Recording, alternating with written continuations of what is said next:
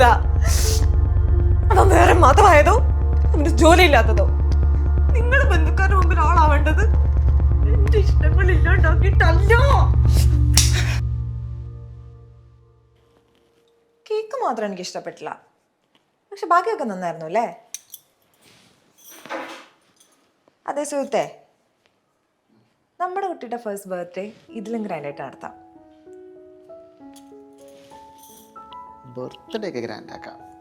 അതിനു മുമ്പ് മുടങ്ങിപ്പോയ നമ്മുടെ ഹണിമൂൺ ഒന്ന് പ്ലാൻ ചെയ്യണം.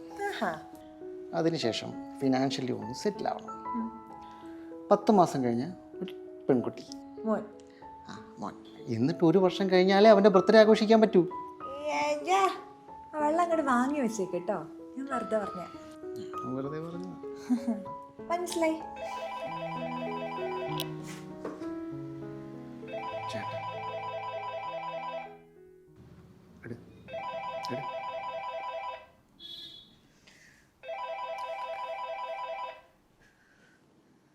ഹലോ. ഹലോ മോളെ. എടീ, നമ്മുടെ അമ്മ ഒന്ന് തലയുറ്റി വേണം. ഇപ്പം മെഡിക്കൽ കോളേജിൽ ICUയിലാണ്. അമ്മയ്ക്ക് നിന്നെ കാണണമെന്നൊരേ വാശി. എന്തുപറ്റി? അമ്മ ICUയില, എന്നെ കാണുന്നു പോലും. നമുക്കൊന്ന് പോണ്ടേ? നിനക്ക് എങ്ങനെയാ സുഹൃത്ത് ഇതൊക്കെ പറയാൻ തോന്നണേ?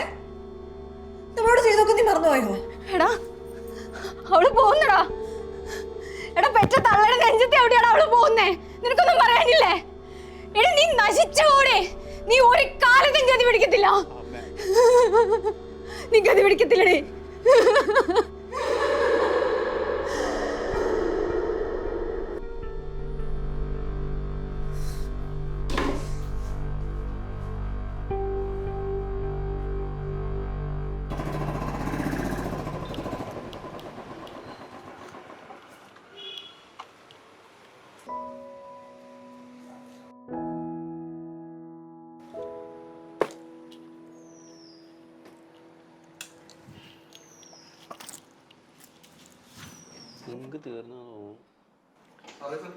എന്തുവാടാ രണ്ടും കൂടെ തല്ലിപ്പൊട്ടിക്കുവാന്നോ?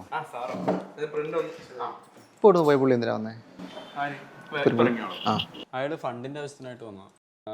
വീടിന്റെ ആധാർ ഈട് വെച്ചിട്ട് പൈസ കിട്ടുമെന്ന് അറിയാൻ വേണ്ടിട്ട്. എന്താ കാര്യമൊന്നുമല്ല പറഞ്ഞോ? അമ്മ എന്തോ ഹോസ്പിറ്റലൈസിലാണോ, സർജറി വേണമെന്ന് അങ്ങനെ എന്തോ.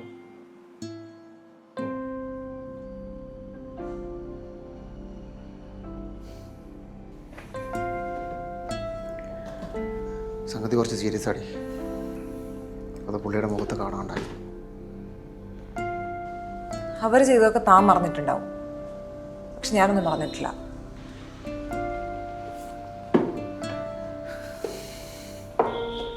പക്ഷേ നീ ഇന്നലെ ഫംഗ്ഷന് പോയിട്ട് ഊരി വെച്ച സ്വർണ്ണമൊന്നും ഞാൻ വാങ്ങിച്ചതല്ല. കല്യാണം കഴിഞ്ഞ് ഒരാഴ്ച കഴിഞ്ഞപ്പോൾ ചേട്ടൻ എന്നെ കാണാൻ വന്നായിരുന്നു.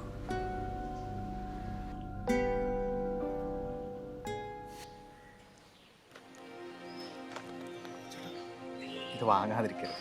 ഞാനവളെ കല്യാണത്തിന് വേണ്ടിയിട്ട് സേവ് ചെയ്ത് വെച്ച് വാങ്ങിച്ചതാണ്. അവളെ ഇഷ്ടം പറഞ്ഞപ്പോൾ എനിക്ക് കൂടെ വയ്ക്കാൻ പറ്റിയില്ല.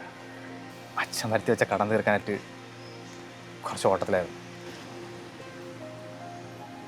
പിന്നെ അമ്മയുടെ സ്വഭാവം, അവരൊക്കെ പ്രായമായ ആൾക്കാരല്ലേ, മാറാൻ കുറച്ച് സമയമെടുക്കും. അതെ, നമുക്ക് കൊടുക്കണം. തൽക്കാലത്തേക്ക് ഞാൻ തന്നെയാണെന്ന് പറയാൻ നിൽക്കണ്ട. ചിലപ്പോൾ അവളുടെ അടുത്ത് എറിയും. അതെനിക്ക് സഹിക്കാൻ പറ്റൂല.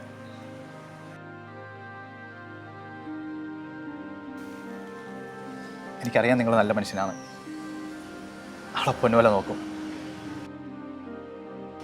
എനിക്കതറിയാം. എന്നാ ഞാൻ ഇറങ്ങട്ടെ.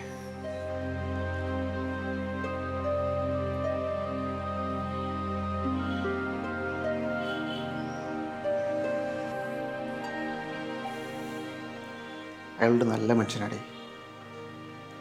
സ്വന്തം ജീവൻ നോക്കാതെ കുടുംബത്തിന് വേണ്ടി ജീവിച്ച ആളാ.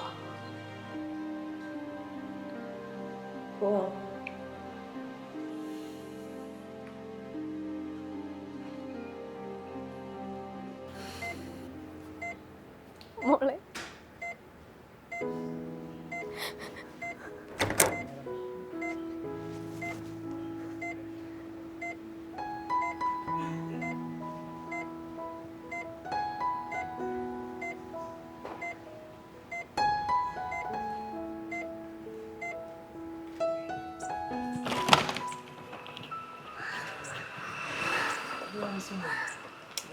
ചേട്ടാ ആ കണ്ടായിരുന്നോ? ആ ചേട്ടാ അത് 2 ലക്ഷം രൂപയുണ്ട്. അമ്മയെ ഹോസ്പിറ്റലിലാക്കാൻ ചേട്ടൻ ആധാരമൊന്നും പറയാൻ പറ്റണ്ട. ചേട്ടനെ കുടുംബത്തിന് വേണ്ടി എന്തോരം കഷ്ടപ്പെടുന്നുണ്ടെന്ന് എനിക്ക് നന്നായിട്ടറിയാം. അളി അത് കുഴപ്പമില്ല, ഞാൻ മാനേജ് ചെയ്തോളാം. ചേട്ടാ ഇത് ഞാൻ തരുന്നല്ല, വർഷ തരുന്നതാണ്. അന്ന് ചേട്ടൻ തന്ന കാശുകൊണ്ടാണ് ഞാൻ എൻ്റെ ബിസിനസ് ഡെവലപ്പ് ചെയ്തത്. അപ്പോൾ അത്യാവശ്യം ലാഭത്തിലാണ്. അപ്പോൾ കാര്യം നടക്കട്ടെ, അമ്മയ്ക്ക് കുഴപ്പമൊന്നും പറ്റത്തില്ല.